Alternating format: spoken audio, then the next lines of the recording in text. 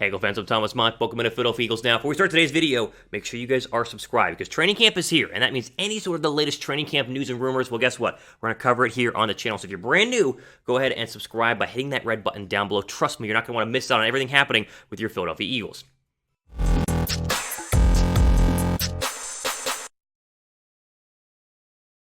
Let's jump into the latest Philadelphia Eagles news and rumors here on a Monday, and this is a good Monday. This is a very exciting video because we hinted at it, we talked about it, we begged for it the past couple of weeks.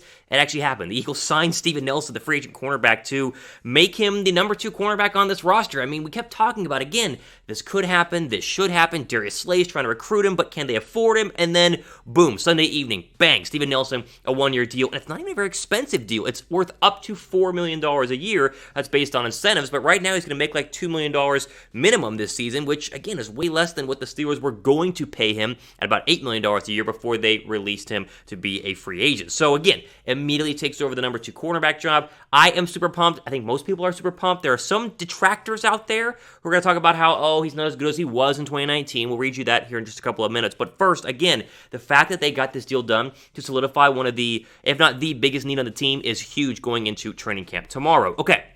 Here was Bleeding Green Nation's original write-up on Nelson. I think it's a great overall explanation on why he remained a free agent, why he's a little cheaper than he was last year, and why there are still some doubters out there. We'll throw it up on the screen. Quote, Nelson's cut wasn't motivated by the Steelers thinking he's a bad player. Pittsburgh had to let him go because they seemingly couldn't agree on a contract extension that would lower his 2021 cap hit. The Steelers ultimately cleared $8.25 million by moving on from Nelson. It is true that Nelson didn't have his best season ever last year. According to Pro Football Reference, Nelson allowed 7 touchdowns and a 97.0 passer rating in 2020, but Nelson allowed 0 touchdowns and just a 65.8 passer rating in 2019 and a 72.6 passer rating in his final year with the Kansas City Chiefs in 2018. Still, there's reason to believe that Nelson still has good football around him.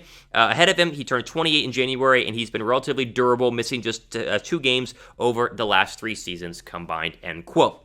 So yes, there are reasons to, be a little bit doubtful in terms of Nelson's overall ability, but I'm just going to throw those aside right now and just say this. This is a massive signing for Philadelphia. I think regardless of what you get out of Steven Nelson, this is a huge signing, at least starting off in training camp and heading towards week 1. The number one issue I had with the Eagles going into the number 1 or 2 at training camp was that the number 2 cornerback spot was an absolute mess. All you had was Avonte Maddox and Zach McPherson, 2 players who, by all means, one's a rookie and one has struggled a lot recently, would not be a viable option as the number 2 cornerback opposite of Darius Slay. By getting a viable option, you not only give McPherson and Maddox time to go ahead and compete for a slot job or just time to figure out the new defense in the case of Zach McPherson, but you give Darius Slay help on the outside to the point that he's not just going to be isolated one-on-one on the best receiver every single time. They're going to give him help over the top, and now he's going to have another good cornerback opposite of him to hopefully shore up the other side of the football field. It's a big signing. It's a really important signing, and I think regardless of how great Nelson turns out to be, the Eagles just got better in a very cheap way with less than $4 million overall in terms of guaranteed money heading over to Nelson's bank account. Again, if Nelson plays like 2019 Nelson, this secondary is going to be really good. Anthony Harris, obviously Rodney McLeod comes back from injury, Darius Slay, and Nelson. If he's average, it's still going to be a lot better than what it could have been with Avonte Maddox or Zach McPherson. I think you move Maddox into the slot, into the nickel spot. He's been there in the past. I think he's better overall as a nickel cornerback. And then you just let Zach McPherson, learn and grow and play and dime a little bit and get on the football field when necessary, but there's no pressure to rush him out on the football field, which, again, is a massive, massive deal. Again, this is just huge, and I keep saying the word huge, and I'm excited, but it is a big, big deal, and I'm pumped right now for the Philadelphia Eagles in terms of getting one final piece, I think, before the start of training camp. Now, what do you guys think? Grade the signing. You guys as excited as I am? If you think this is a good signing, type A down below for A, or you can go B, C, D, F, whatever you guys want to do. I give this an A+ signing. It's cheaper than what I thought, and again, fills a massive need overall in Philadelphia. Now, if we're going to keep going here, I think this gives the Eagles a pretty good chance to win the division. I've always thought the Eagles had a good chance of winning the division, but with the odds being at what they are right now, you should jump in on some betting options with our friends at BetUS and get a 125% deposit bonus whenever you first sign up using our promo code EAGLES125. All you got to do, with a link down below me, chatsports.com/EaglesBet, use that promo code EAGLES125, put $100 down, and then, listen, bet on the Eagles in terms of winning the NFC East. They have the worst odds right now, plus 500. You can win a ton of money on Philadelphia if you bet on them right now, and of course they win the NFC East. So you want to start betting? Go ahead and jump in on it, chatsports.com/EaglesBet. Use that promo code EAGLES125. Again, the Eagles are going to win this division. I feel like very confident they have a chance to go ahead and do it. Who do you think is going to win the NFC East? Let me know down below. Type E down below for Eagles, G for Giants, C for Cowgirls, although I don't know why you type that, or W for Washington. Just type E down below. You know the deal. Type E down below for the Eagles winning the NFC East. All right. I think Philadelphia is done making moves, but that doesn't mean they can't at least pick up the phone and explore some new moves based on the new report via ESPN that the Cardinals are possibly having to trade defensive end Chandler Jones, as he has told Arizona he wants out of the Cardinals defensive line, which is kind of odd because I think the Cardinals adding J.J. Watt, and they're going into kind of year 3 of Cliff Kingsbury. They're going to be a good football team, and yet their all-pro defensive end wants out of there. Now, the Cardinals came back and said they're not going to trade him. They expect him to go ahead and report to training camp, as all teams are reporting today and tomorrow, so we'll see what happens there. But Jones is due $15 million in the final year of his deal, and so he'd be an expensive trade. But I'll show a mock trade that could work for the Eagles here coming up in just a second. First, though, let's go ahead and take a look at what ESPN had to say about Chandler Jones and this new revelation over the past really 24 hours that the star All-Pro DN wants a trade. Quote, the Cardinals don't want to trade Jones and expect him to report to training camp, which begins Tuesday. Jones, 31, plans to have a big year coming off surgery on his right biceps, and the Cardinals believes he's expected to play alongside new acquisition J.J. Watt despite past unhappiness. A source said Jones is viewed as a great guy in the organization and is set to be a pivotal part of the Cardinals defense this year. This team generally does not publicly discuss contract details regarding its players, end quote. So, Arizona says, he's ours, we're going to keep him, we're not expecting him to go anywhere, and of course Jones, maybe privately has leaked out that he has at least gone into the front office and requested a trade. Now, the Eagle tie-in begins with Darius Slay, as most things do. Remember, he was recruiting Steven Nelson on Twitter. Well, he put out the eye emoji on this tweet, which of course is a tweet breaking the news, saying that Chandler Jones wants to go ahead and be traded. So Slay does the eye emoji, as most of us did, being like, ooh, could the Eagles make a trade for him? Well,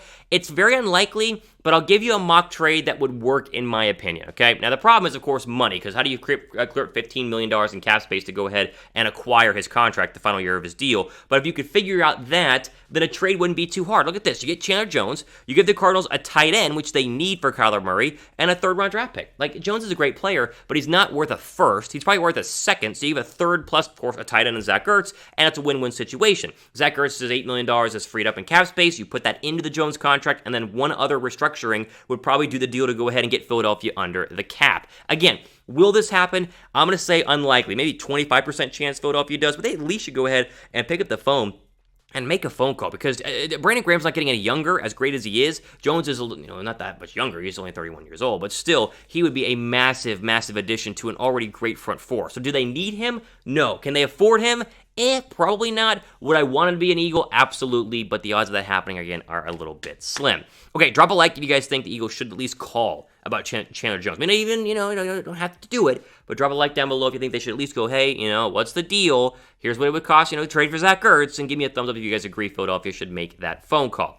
All right, final quick story here. This is a quick one because it's got a lot of speculation in it, and to me, it's something just to put into your mind but not really think about right now. So the Daily Telegraph, which is, of course, an overseas news outlet, along with NFL Australia, had a big piece out on Jordan Mailata, talking about how if he wins the left tackle job, he could be due a $100 million contract in the next couple of seasons as a starting left tackle in the NFL. But they go for the whole, a starting left tackle averages about $20 million a year. You sign a 5-year deal, that's $100 million. And so they put out this article basically saying Jordan Mailata eyeing a new contract, which is not wrong. Because if he wins the left tackle job and balls out, then could very easily get a massive new contract as a star left tackle in the league. But it's just a little far-fetched and a little bit clickbaity, I think is the right word to go ahead and say. Here was the Daily Telegraph's thoughts on Jordan Mailata. I'll throw it up on the screen right now. Quote, there is a contract there, and from what I can gather, Philadelphia are ready for him to stand up and be their left tackle, which would be a major accomplishment.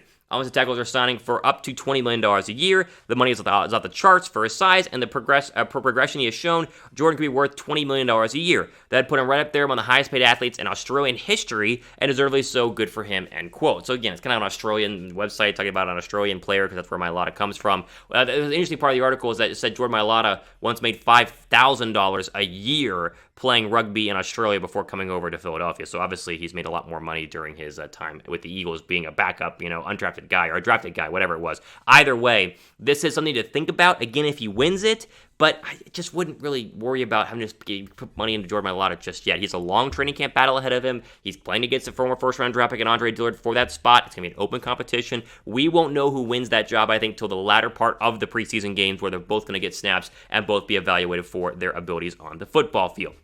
All right, before we go ahead and end, make sure you guys are subscribed. If you guys are an Eagles fan, you want to be subscribed to this channel because we give you guys the latest up-to-date Eagles news and rumors, but we also make sure we keep an eye on everything happening at training camp, which starts tomorrow. Tomorrow, there will be tweets all about, Jordan Mailata versus Andre Dillard or Devontae Smith practicing getting passes from Jalen Hurts. It's going to be a lot of fun. We're going to cover it here on the channel. Make sure you guys go down below and are subscribed. Ultimate for today here on Philadelphia Eagles Now. I am your host, Thomas Muzz. We sign off. Do the rest of your day.